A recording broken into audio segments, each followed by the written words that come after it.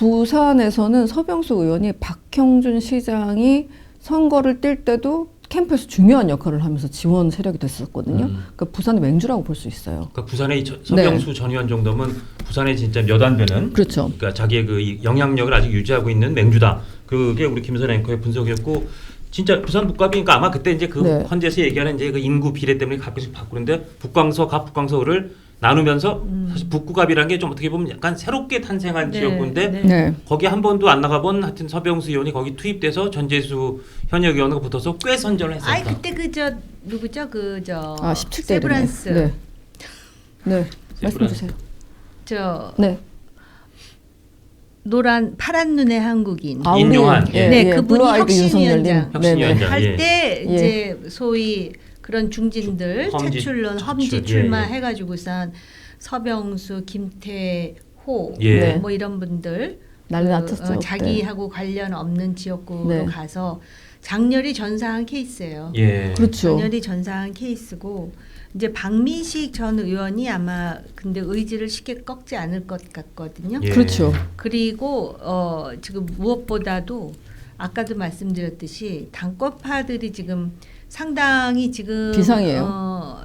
지방 선거 상황이 심각하다라는 것까지는 각인이 된 것 같은데 그럼에도 불구하고 요새 뭐 유튜브도 하고 미국도 가고 그런다고 하는 거 보니까 아직 그 현실에 대한 그 각성이 완벽하게 이루어진 것 같지는 않은데 제가 지금 판을 전체 보면 부산, 대구, 서울이 대표와 선을 긋고 각계 전투를 벌이게 될 것 같거든요.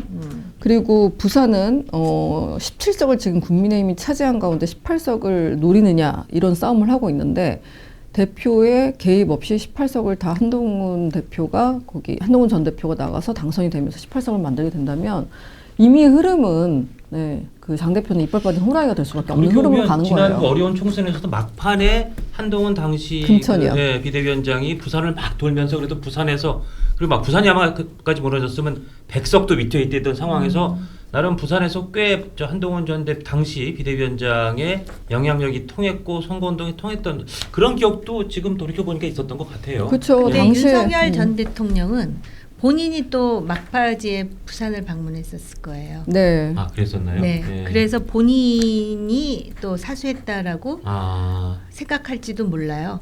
그런데다가 이 부산 지역도 그렇고 진짜 전체적으로 여론조사를 보면 국민의힘이라는 사람의 문제가 아니라 밭 자체가 토양 자체가 지금 굉장히 척박해진 건 사실 아닙니까? 그렇죠. 그렇기 때문에 어디든 쉬운 싸움은 없고요. 특히 지금 전재수 후보가 시장으로 나와서 비어 있게 될 북갑 지역이라는 곳은 전재수 의원 시절에 엄청나게 밭갈이를 열심히 했던 지역으로 유명합니다. 그러니까 다 부산에서 국민의힘이 그 어려운 선거에서도 이겼는데 북갑을 민주당이 어쨌든 지금까지 사수하고 있는 상황이잖아요. 그래서 만약에 이곳에 가서 승리를 거머쥔다면 굉장히 멋진 승리가 될 것 같고요. 그 승리를 위해서는 진짜 한 방울의 땀, 그 다음에 피를 아까워해서는 안 될 것 같습니다. 그런데 이제 일단 3파전이 되면 구도상 굉장히 어려워지죠. 그렇죠. 그러니까 정말 민주당에서 한 명이 나오고 국민의힘에서 이를테면 박민식 전 장관, 전 의원 같은 사람이 나오고 한동훈 무소속 이렇게 나오면 그거는 굉장히 어려운 싸움이에요. 실패 구도일 수도 있겠네요. 그렇습니다. 그렇기 때문에 과연 이제 저는 아직까지도 50일 정도 남았으면 드라마를 쓰기에는 충분한 시간이라고 생각을 하는데 드라마를 주도적으로 써야 될 사람이 장동혁 대표예요. 장동혁 대표가 어떻게 자기를 내려놓는 드라마를 써야 되는 거죠. 실종 드라마 말씀하시는 거예요? 그렇습니다. 나를 찾아줘 이렇게. 실종 드라마. 아니요. 나를 찾아줘가 아니라 날 찾지 마. 그래야지. 그렇게 해가지고선 그런 어떤 반전의 드라마를 부산 대구에서 씀으로써 다른 지역에 영향력을 좀 할 수 있도록 그러면 경기라든지 충북 같은 데에서 좀 더 전략적으로 뭐 할 수 있는 지역이 없지 않은데 그걸 뻔히 밖에서는 얘기하는데 그 안에 그 핵심들은 움직이지 않고 있어요. 아마 사수한다고 생각하는 것 같아요. 심지어 그 국민의힘 중진 중에서는 괜히 어정쩡하게 장동혁 대표를 2선 후퇴시켰다가 결국은 어차피 이번 지방선거 결국은 망할 질 것 텐데. 같은데 괜히 책임론만 분산시키지 말고 장동혁 대표 끝까지 그 자리에서 해서 확실히 책임을 지우게 하자. 또 그런 어떻게 보면 패배 의식에 젖은 거지만 그런 움직임까지 있다고 하니 결론적으로 장동혁 대표가 대표직에서 완전히 물러나거나 내년 2선 후퇴해서 비대위를 만들고 하는 지금 의원님 말씀하신 그 장동혁 대표가 상당히 물러난 그런 선거전은 실제로 실현될 가능성이 높아 보이진 않아요. 그게 직무유기죠. 그러니까 그렇게 말하는 자체가 네. 아니 장동혁 대표가 그때 물러날 생각이 있으면 지금 물러나죠. 그때도 안 물러나려고 유튜브도 하고 미국도 가고 그러는 거 아닐까요? 네. 저는 그렇게 생각하는데요. 저는 사실 오늘 이 얘기는 하지 않으려고 했는데 다른 유튜브를 보니까 이 얘기를 하시더라고요. 고성국 유튜브를 제가 많이 보거든요. 네. 어쩔 수 없어요. 예, 무슨 생각인지 알죠. 건강에 괜찮아요? 괜찮아요. 괜찮아요. 그거 보고 그다음에 그 티베트 종소리 명상 음악 있죠. 댕댕 이걸 1시간 들어줘요. 그러면 이제 다시 정화가 되거든요. 아 고성국 TV가 내가 그걸 듣고 고성국을 봐요, 선배. 왜냐면은 이제 귀가 아프니까요. 티베트 벨소리 이걸 들으면 예. 다시 정화가 되는데 고성국 당원이 계속 하는 얘기가 있어요. 장동혁 스타 만들기를 해야 된다는 거예요.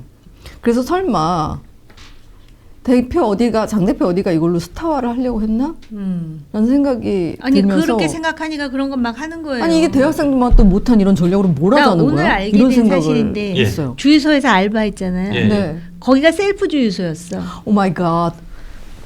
아, 셀프 주유소였어요. 네, 네. 아, 그럼 설정을 해도 너무 어설프게 한 네. 거네. 아 그리고 이 얘기 좀 잠깐 할게요. 네. 그러면 요즘 리포트를 보잖아요. 기사를.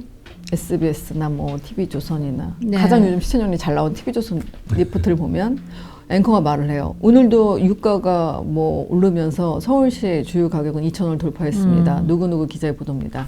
안녕하세요 하면서 시작하잖아요. 기름넣기 어떠세요? 그럼 뭐라고 그렇게 말씀하시잖아요. 맨날 이렇게 보게 되고요. 가격 싼 주유소 찾게 되고 발품 파는데 좀 힘들어요. 이렇게 말을 하거든요. 그거 우리가 섭외하나요, 국장님? 안 하죠. 안 하잖아요. 설정이었다며. 근데 우리는 다 해요. 뭐지? 초상권이 문제되기 때문에 뭐 엑스트라를 다 섭외해 놓는다는 식으로 얘기를 하는데 기자들은 네, 어떻게 합니까? 9시 뉴스에서 전 국민이 다 보는 방송에 얼굴에 나오는데도 정중하게 부탁을 드립니다. 여러분들께서 어떤 감정이신지 말씀을 해주셔야 정부가 지금 유가가 심각하다는 것을 알고 좀 더 기민하게 대처할 수 있습니다. 저희의 인터뷰에 응해 주시겠습니까? 그렇죠. 라고 허락을 받습니다. 초상권이 무슨 문제입니까? 제가 만약 장동혁 대표였다면 셀프주유소? 그럼 셀프주유 하시는 분한테 가가지고 내가 물어볼게. 요즘 많이 힘드시죠? 하면서 자기가 섭외를 하면 되는 거예요. 그래서 말씀해 주시면 국민의힘 힘을 얻을 수 있습니다. 섭외한테 30분 뭐 이렇게 사정 하면 돼요. 근데 그거를 당 관계자가 아유.